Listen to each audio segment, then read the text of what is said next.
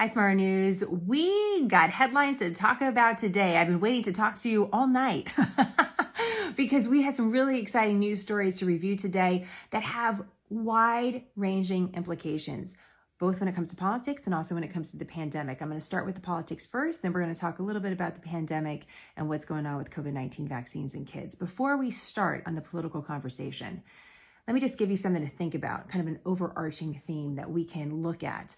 We've obviously been through a few elections together, you and me. And during these elections, there have been very, very close races. And because the races are so close, often what's described in the news is a divided nation. This nation has never been more divided before because the races are so close, almost 50-50.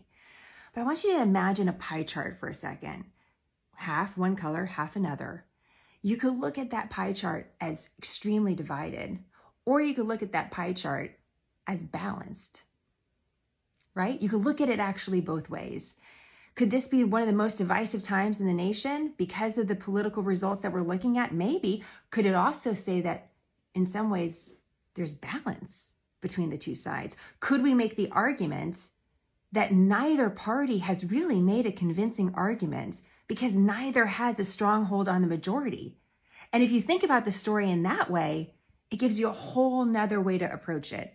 And one of the things I'm interested in as a journalist is the word choice. If you have people in broadcast news constantly telling you how divided the nation is, then that becomes a story that we start telling each other. But if we say, hey, the nation could be divided or it could be balanced, and maybe we can think about it in both ways, it instantly changes your posture a little bit. So I just want us to think a little bit about that because we've seen so many different elections that are so close. And it certainly doesn't necessarily feel good, by the way, if you're on the losing side, right, on any election, or you're passionate about your particular issues and you want to see those gain stronghold in the country. But it is interesting to see so many elections that are so close. And that's what we saw in the nation last night. Virginia has a new governor. We talked a little bit about this yesterday. His name is Glenn Youngkin. I just wanted to pull a couple of photos of Glenn. I don't know Glenn, but I'm going to use his first name until he's sworn in. You know what I noticed about Glenn last night, looking for some photos of him that I could share with you guys, just because I'm constantly looking for good photos? The man likes a good vest. That's my burning question for him. Not only policy issues, how many vests does he own? Who doesn't like a nice vest, right? But has no experience running for elected office. None. Decides last year, I'm going to run for governor of Virginia. And now he is governor-elect of Virginia. We have new people. That's the big takeaway. The big takeaway from last night. If you look across the country on the elections that were high-profile elections, we have new people. New faces from both parties. That's also exciting as a journalist. These are not the same names. These are new people. We don't know if they're going to be good leaders. Time will tell on that. We're not going to judge that, but the fact is that they're new. So we have a new governor-elect of Virginia. We have a new lieutenant governor-elect, Winsome Sears. Here's a picture of her as a Marine. Fascinating.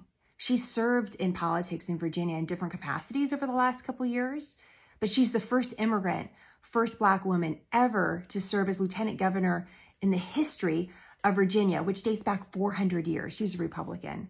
We can also look at history in the city of Boston, and it's for Democrats.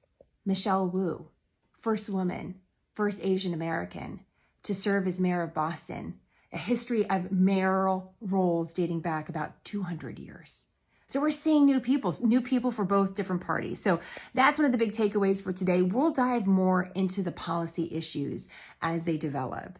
But this is something to note. Really close races. We got a lot of new faces for some of these different parties, and we're still waiting on results. You know, I didn't even mention the New Jersey governor race to you yesterday. I was looking at just skimming off like the really important races. And quite frankly, maybe that I was a little bit jaded because New Jersey tends to go Democrat. That race is undecided, has surprised many people to be undecided as of today. So are we more divided than ever before? Are we more balanced? Do both parties actually have a lot more work to do to be more convincing? These are some of the questions that I'm going to be asking. One of the effects of this, well, we have to wait for these people to get into office and make the decisions and go through the policies. There is a way that this could immediately affect you. And let me, wherever you are, you know, you don't live in Virginia, you don't live in Boston. Maybe you're thinking, well, how does this affect me? This could be a defining moment in the presidency of Joe Biden. And this is the reason why. One of the questions that emerges from last night is because the Democrats did not have a convincing argument, even though they have the White House, the House of Representatives, and the Senate, even though they sent high-profile people, the president himself, the vice president, President Obama, to Virginia to campaign. Why weren't they more convincing when they have such a high-profile platform? And what are the changing decisions because of that? They may say something publicly about the election results last night, but internally, what strategically are they taking stake of? And how does that change potentially some of the decisions that we see? We have these huge spending bills, infrastructure spending bills, and social spending bills that are just halted in Congress right now. Does that change the political calculation on any of these bills? And that could immediately affect you. And that could, there we could start seeing something. We may not see anything different, but we could. And we could look back on this period and say this was the moment where there was a change of decision by the White House in any number of these issues. I want to mention something else besides politics too. On Friday, we have a jobs report. So these are our monthly reports. They tell us what the unemployment rate is, what does job growth look like in America. You know, it was disappointing last month. And so we'll see what this month brings us when we look back in the month of October. That could be added pressure, you know, for more stimulus or different policies, different position. So that's something else to keep an eye on. Okay, so we'll watch for that. We'll have more on breaking down some of these races. I'm curious your questions, and I'll use your questions to help direct our reporting. Okay, so let me know what you'd like to learn more about in this election period. I want to switch now to just talk to you a little bit about what's happening with the COVID-19 vaccine in kids. I know that's an issue that's very important to some of you. And what we now know today is that the CDC director just last night basically approved this vaccine being distributed all over the country and given to children.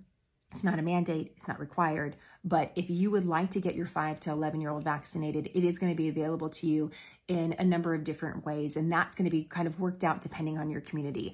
I listened to some of the advisory panel. The CDC has their own advisory panel. You know, I listened to the one from the FDA last week. The CDC has their own advisory panel for immunizations, and I didn't listen to the whole thing, but here are some of the big takeaways that I thought as a journalist and also as a mother. They kind of fell into 3 categories, and I'm just going to tell you what they're saying. I know there's a lot of different opinions. I just want you to know from the CDC level, this was the argument that they made for this vaccine. The biggest overarching argument that was different than the FDA is mitigation efforts. What they're saying is that basically American families have not been living normal lives. Yes, we have low rates of COVID-19 in kids, low rates of severe cases of COVID-19 in kids. But if we were living our quote unquote normal lives without these mitigation efforts, we don't know what we might see. And because of that, this vaccine makes sense. They also argued that this concern about myocarditis did not surface in this particular vaccine trial for the Pfizer.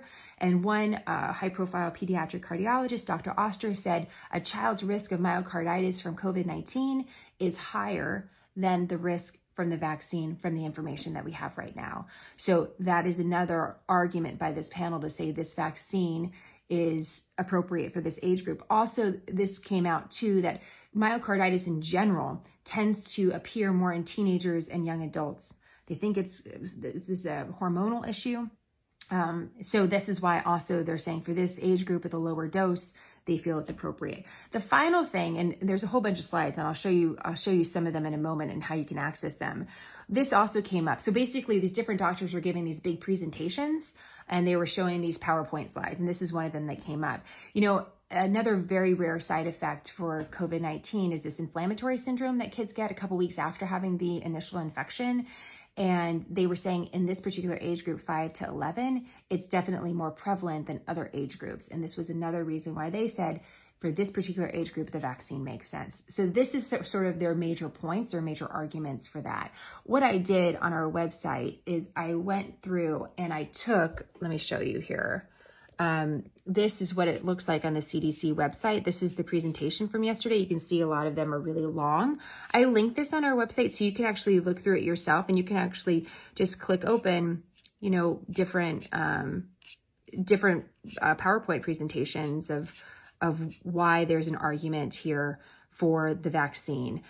They did say, just like adults, you know, kids that are obese kids with pre-existing condition are at higher risk. But this ultimately led them to the decision to recommend this vaccine, and that's why it will be available.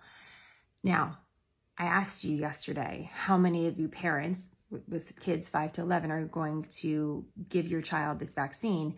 And it was roughly, the last time I checked, about 20% saying that you would, 80% saying that you wouldn't.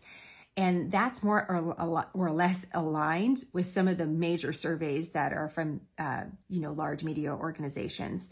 And so that's just something to keep in mind as well. One of the statistics was saying that they believe that if they were able to vaccinate 500,000 kids, if I'm recalling this correctly, they have all these different models. They think that it would reduce the COVID occurrences, by 8%, and that it would not eliminate more variants, but help with that aspect as well. So again, I'm just reporting to you what they said. I want you to have an idea of what the argument was from the CDC themselves. And obviously there's a lot more to that conversation. And I'd love to be able to talk more specifically with the pediatrician that maybe could give us a couple different sides to this story. It's kind of hard to find that pediatrician that's willing to talk about both sides.